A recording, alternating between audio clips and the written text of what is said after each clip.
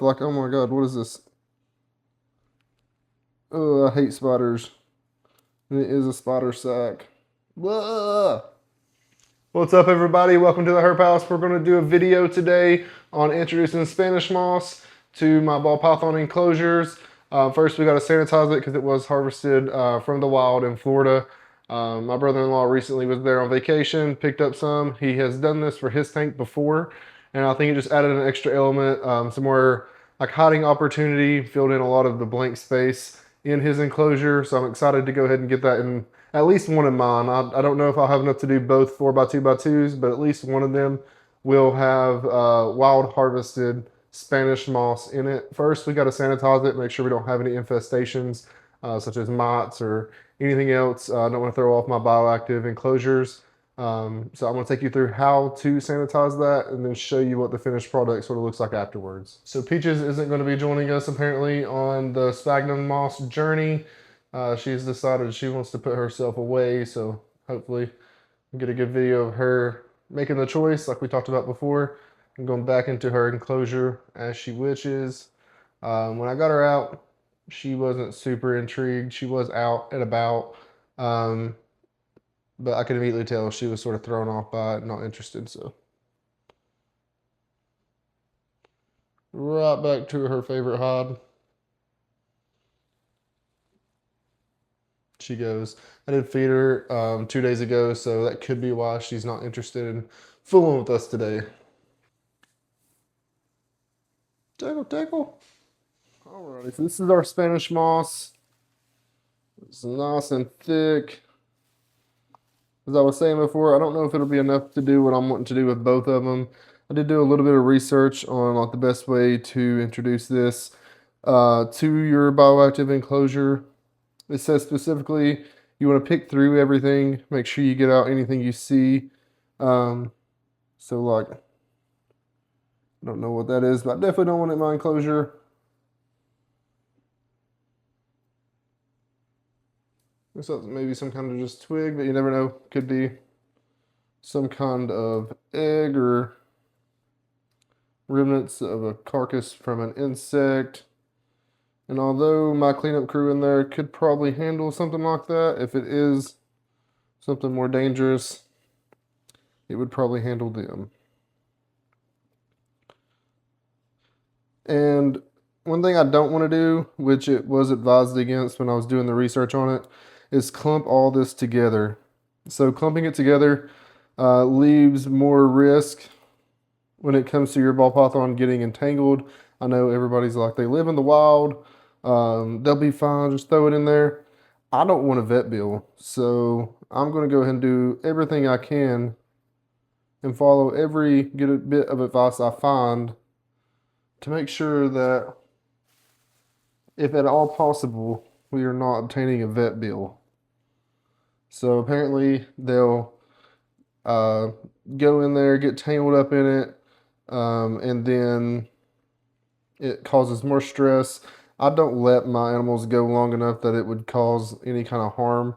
So I don't let them go like without me checking on them long enough that I think it would cause any kind of harm. Check on them at least, if not every day, every other day. Every other day they get water changes. I don't do the once a week thing because I think that's just too long and provides too much opportunity for water to go stagnant. And who wants stagnant water? Nobody. Anyways, tangent over. So a lot of this stuff, like, oh my god, what is this? Oh, I hate spiders. And it is a spider sack. Blah! So I'm super glad I'm doing this. There's another one. So we're going to go with stuff that hasn't been sifted through, stuff that has been sifted through.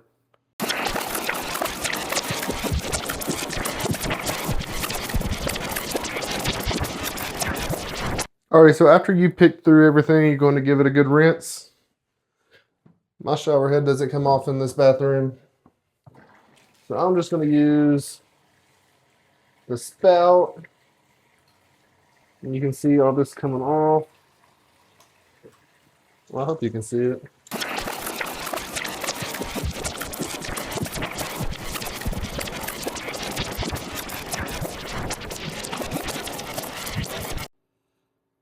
so it's been about 10 minutes. You can already see a lot of stuff floating up top that still remained. So it does just look like dead pieces of Spanish moss, but you never know. It could be anything. Small mott's you can't really see really well. Could be a variety of things, but that's why it's important to soak it. It's better safe than to be sorry. Make sure you're drowning anything else that might be remaining in there out, just so when you put it into your enclosure, it's the lowest risk possible. Alrighty guys, we're to the last bit where we are going to add in our Spanish moss. I think I'm going to do it up top in Peach's enclosure.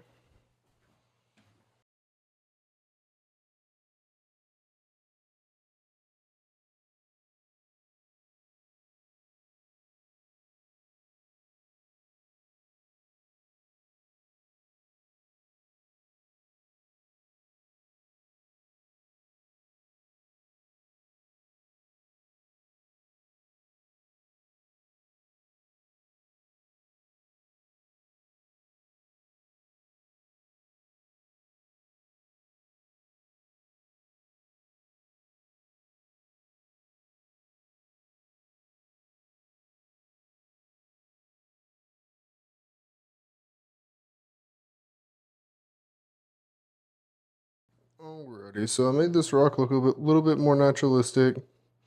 There's some hiding opportunity underneath this, behind the rock and around for her to sort of venture through. Put that in there pretty loosely so that it wouldn't cause any risk of like entanglement. And I did the same thing over there. Thought it made it look way more hidden. And also she goes around this hide to get into the cold hide. She primarily just uses this when she's shedding, and not very often even then. Down here, I sort of just didn't have enough, so I hung it in there, tried to make that look a little bit more blended. My main concern with him is he only uses this middle hide and his hot hide. So this little contraption I put in there, I did put a hole so he could bury through there, just to encourage him to go back and forth a little bit more.